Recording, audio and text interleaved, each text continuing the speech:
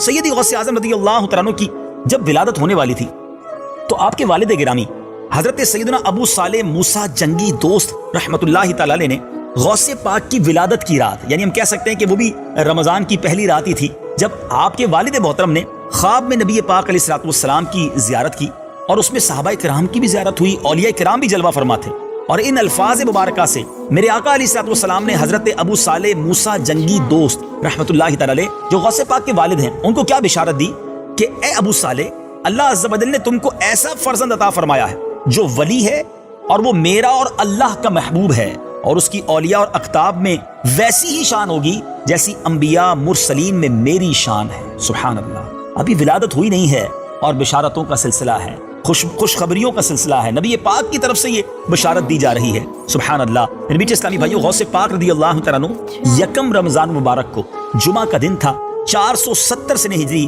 Baghdad شریف کے قریب قصبہ جیلان میں پیدا ہوئے، اور یہ بھی یاد رہے کہ غوث پاک رضی اللہ تعالیٰ عنہ جب اس دنیا میں تشریف لائے تو آپ کی والدہ محترمہ ام الخیر فاطمہ کی عمر مبارک 60 سال تھی۔ اس عمر میں عام طور پر عورتیں جو ہیں وہ اولاد سے نا امید ہو جاتی ہیں، مگر یہ اللہ تعالیٰ کا خاص فضل تھا کہ اس عمر میں سیدی غوث اعظم رضی اللہ تعالیٰ عنہ اپنی والدہ کے بطن مبارک سے پیدا ہوئے، اور سبحان اللہ، جس دن آپ کی ولادت ہوئی اس رات جیلان شریف کی جن عورتوں کے ہاں بچے پیدا ہوئے سب کو اللہ تعالیٰ نے لڑکا ہی عطا فرمایا، اور ہر نو مولود لڑکا جو ہے وہ اللہ عز و جل کا ولی بنا۔ سبحان اللہ، ان کی آمد کی برکت تھی کہ گویا ولایت بانٹی گئی، اولیاء کرام کا درجہ عطا کر دیا گیا سارے بچوں کو۔ سبحان اللہ۔ اسی طرح آپ کی خاص کرامت، ابھی تو پیدا ہوئے ہیں، پہلی رمضان ہے، رات پیدا ہوئے ہیں، صبح پہلا روزہ ہے، آپ دن میں اپنی والدہ کا دودھ نہیں پیتے تھے، غروب آفتاب ہوا تو آپ نے دودھ پیا، اور آپ سمجھتے ہیں ناظرین کہ جب بچہ پیدا ہوتا ہے نا تو پہلی کوشش ہوتی ہے کہ ماں کا دودھ پلایا جائے، پیدائش ہوتے ہی صبح صادق کے بعد سے آپ نے دودھ نہیں پیا، غروب آفتاب ہوا تو دودھ پینا شروع کر دیا، دوسرا دن آیا تو پھر ایسا ہی ہوا۔ اب سمجھ آنے لگا گھر والوں کو کہ کچھ اسپیشل ہے، کچھ انوکھا ہے، اور پھر ریئلائز ہوا، پھر احساس ہوا کہ اس بچے نے تو روزے رکھنا شروع کر دیے ہیں۔ پہلا دن، دوسرا دن، تیسرا دن، کنٹینیو پورا رمضان گزر گیا، غوث پاک صبح صادق سے لے کر غروب آفتاب تک دودھ نہ پیتے تھے۔ اللہ اکبر۔ اب پورے شہر میں مشہور ہو گیا کہ سیدوں کے یہاں ایک ایسا بچہ پیدا ہوا ہے جو دن میں روزوں کے عالم میں دودھ نہیں پیتا۔ اب کیا ہوا؟ اب اگلا سال آیا تو چاند غبار کی وجہ سے نظر نہ آیا، لوگ میرے پاس دریافت کرنے آئے کہ اب کیا آپ کے بچے نے دودھ پیا ہے آج پہلے دن؟ تو آپ کی والدہ کہتی ہیں کہ میرے بچے نے دودھ نہیں پیا۔ پھر معلوم ہوا کہ آج رمضان کا پہلا دن ہے۔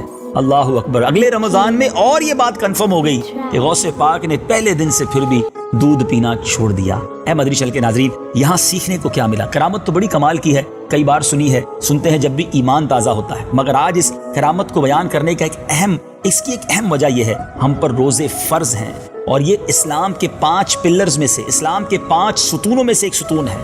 بچپن سے سنتے آئے ہیں نماز، روزہ، حج، زکوٰۃ اور توحید کا اقرار یعنی کلمہ طیبہ پڑھنا، یہ 5 بیسکس آف اسلام ہیں۔